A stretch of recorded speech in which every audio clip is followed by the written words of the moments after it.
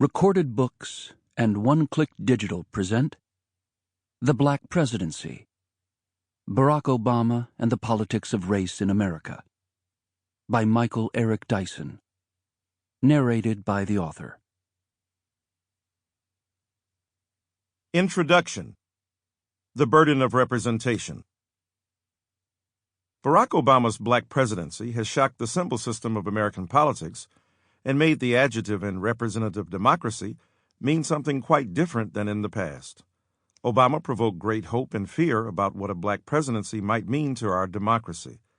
His biracial roots and black identity have been a beguiling draw and also a spur to belligerent reaction. White and black folk, and brown and beige ones too, have had their views of race and politics turned topsy-turvy.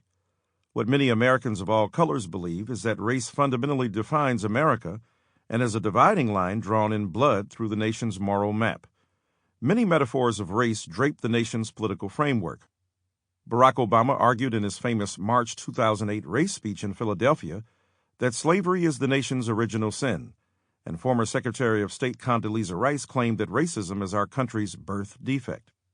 Race is the most durable link in the nation's chain of destiny. It is at once a damning indictment of our quest for real democracy and true justice, and also a resilient category of individual and group identity, one that cannot be reduced to either mere pathology or collective pride. Race is both the midwife of glorious achievements like jazz and the Black Freedom Movement, and the abortive instrument of Jim Crow and the Ku Klux Klan. Race is the thing we cannot seem to do without, and the thing that we cannot seem to get rid of. Race is the defining feature of our 44th president's 2 terms in office. Obama's presidency is a lens to sharpen the details of American ideas about race and democracy. His presidency also raises the question of how much closer the election of a single black man may bring us to a more just and inclusive society. Barack Obama has finally made transparent the idea that our country cannot fully flourish without embracing a black identity that is the quintessential expression of the American character.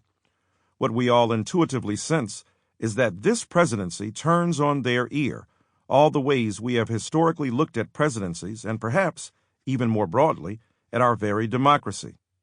Obama certainly bears what James Baldwin called the burden of representation. That brilliant phrase refers to the weight and meaning of blackness for individual and collective racial bodies, and for literal and symbolic bodies too. This presidency, unlike all others before it, is analyzed and understood through our obsession with race in the body of the president himself and in the psyche of the nation he governs. A black presidency is undeniably interracial in the same way that Obama's body is composed of black and white genes. Obama's presidency is the symbolic love child of Notes on the State of Virginia and The Fire Next Time. Thomas Jefferson and James Baldwin gaze at us from immortal perches, separated by 2 centuries and 2 races locked in fateful struggle. But Jefferson and Baldwin are separated only by time and race. They are united in their unrelenting sexual and political preoccupation with the other.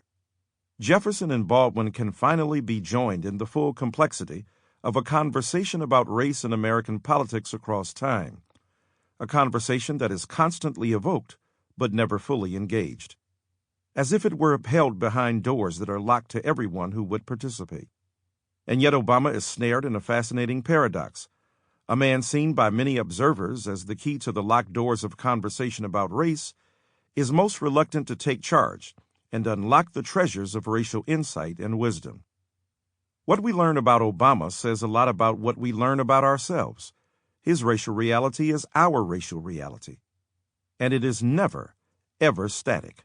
That truth becomes apparent when we understand just how much we as a nation project our expectations and frustrations onto Obama's presidency, and how he effortlessly represents our deepest doubts and our most resilient hopes.